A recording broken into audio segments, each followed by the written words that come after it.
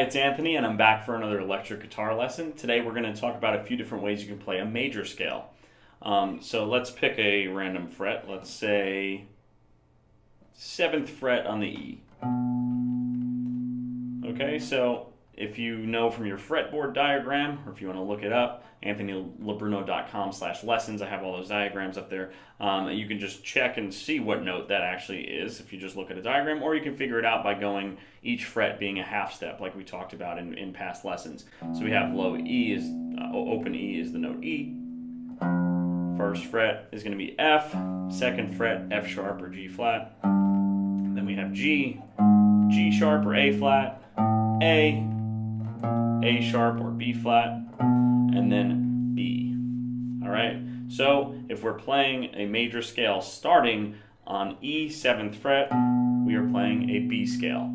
So as far as the fingerings go, for a major scale, where your middle finger is actually where the root note is. What I mean by that is the fact that every finger is going to get assigned a fret. So you're going to stay in this position. All right, so your pointer finger, your first finger, is going to get all 6th fret notes. All right, your middle finger, your second finger, is going to get all 7th fret. Ring finger or third finger is going to get all 8th. Pinky or fourth finger is going to get all 9th fret notes. Okay, so that first note has to start off with your middle finger, otherwise it'll throw everything off. Right, so we're gonna stay in that position. Middle finger on E 7th fret, which is our B note. All right, so I'm going to give you the fingerings for the major scale. This is going to just be the first octave.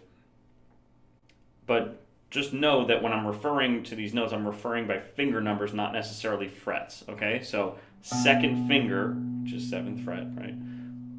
Fourth finger, which is going to be 9th fret. Move up to the A string. First finger, which is 6th fret.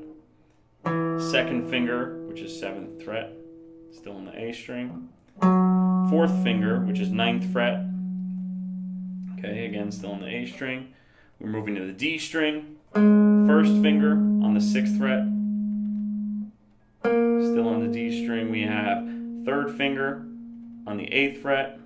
All right, and lastly, our pinky or our fourth finger on the 9th fret of D. Okay, so if that sounded familiar, it should. It's that do, re, mi sound. It's the major scale sound.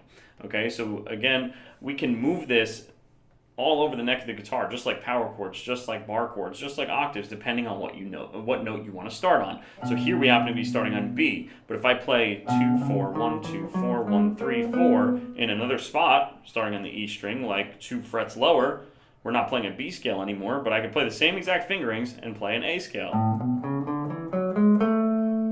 That's the cool thing about guitar, is once you kind of have shapes down, you can move them all over the place. So if you're taking a song that starts off with a major scale, I don't know what song that does, but let's say the like guitar intro to this song was the 8 notes of a 1 octave major scale. You have, so we just played that in the key of A. Right, now somebody else wants to move it and change it to the key of B. All you have to do is take what you learned and move it up to the key of B and do the exact same thing. So that's true with any kind of introduction to a song, guitar riff, leads, things like that. The cool thing again about guitar is that you can move that stuff all over the neck of the guitar, as long as you know where that next key change will be. So like I said, like if I learned it in A and the singer that I'm playing it with wants to do it in B, I know that that's only 2 frets away. Right? If they wanted to drop it and go to G, that's 2 frets in the other direction, so on and so forth. Okay, so again, we have 2, 4, 1, 2, 4, 1, 3, 4. Again, referring to finger numbers, not frets, because we can move it anywhere. The same exact fingerings are going to hold true for a root on the A string. So we started off with root on the E string. If we just go up 1 string to the A string, we could do the same exact thing. Let's pick a different fret, just again to prove the point that we can move this anywhere. We have open A sharp or B flat, B, C. Yeah, let's do C. Let's do a C major scale. So we have A 3rd fret is where we're starting. Okay, so we're gonna do 2nd finger, 4th, 1st, 2nd, 4th, 1st, 3rd, 4th. Again, finger numbers, not frets. So we're going 2, 4, 1, 2, 4, 1, 3, 4. Okay. Lastly, let's just jump back to that original B position. We're going to go over a 2-octave major scale. So far, we've just done 1 octave. So octave, if you watch my strumming octaves lesson, you know that an octave is the next occurrence of a note. Okay, so for instance, that B, if we're going off the B scale, we're actually playing the note B, C sharp, D sharp, E, F sharp, G sharp, A sharp, B.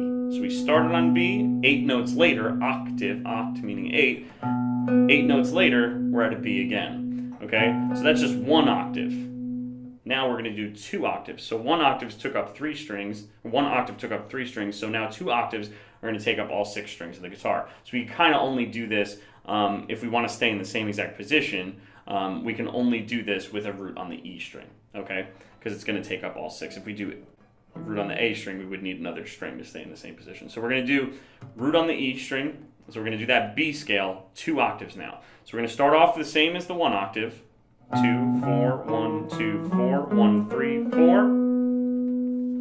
Right, the first octave, nothing changes. Now we're going to move the second octave. The second half of this 2-octave scale is 1, 3, 4 on the G, 2, 4 on the B, 1, 2 on the high E. So all together we have 2, 4, 1, 2, 4, 1, 3, 4, 1, 3, 4, 2, 4, 1, 2. And that's a 2-octave major scale.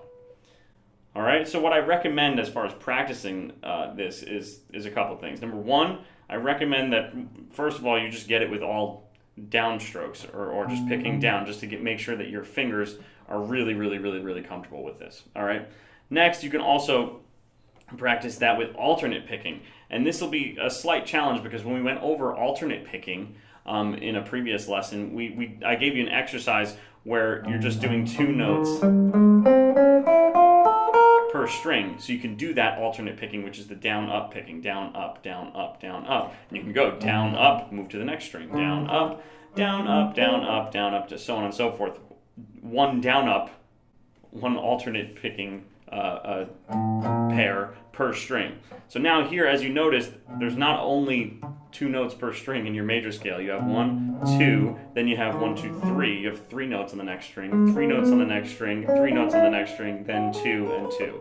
Okay, so it will kind of feel like you're off, or you're doing like an opposite alternate picking almost, but that's why you should practice it, just to get used to alternate picking no matter what is going on in the guitar melody that you have, the guitar riff that you have, all right? So all together, that would be down, up, down, up, down, up, down, up, down, up, down, up, down, up, down, and then going back, up, down, up, down, up, down, up, down, up, down, up, down, up, down. So eventually you can work up the speed like anything else with that. And so that's a really good way to practice that. Obviously, also you can go all over the neck of the guitar with that, depending on what keys you want to do.